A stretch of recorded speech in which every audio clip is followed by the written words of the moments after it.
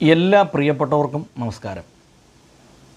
കേരളത്തിലുള്ള ഇസ്ലാമിക് ഭീകരന്മാർക്കും ജിഹാദികൾക്കും ലോകമെമ്പാടും വ്യാപിച്ചു കിടക്കുന്ന ഇസ്ലാമിക് ഭീകരന്മാർക്കും ബിൻ ലാദൻ്റെ കൂട്ടുകാർക്കും കിട്ടിയ ഏറ്റവും വലിയൊരു അടിയാണ് ഇറാൻ്റെ പ്രസിഡൻറ്റ് കൊല്ലപ്പെട്ടു എന്നുള്ള വാർത്ത.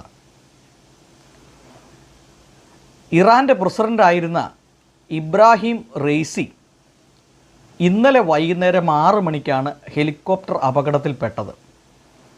എന്നാൽ അദ്ദേഹവും അദ്ദേഹത്തിൻ്റെ കൂടെയുള്ള വിദേശകാര്യ മന്ത്രി ഉൾപ്പെടെ 9 പേരടങ്ങുന്ന ഒരു സംഘം ഒരു ഹെലികോപ്റ്ററിൻ്റെ അകത്തുണ്ടായിരുന്നു.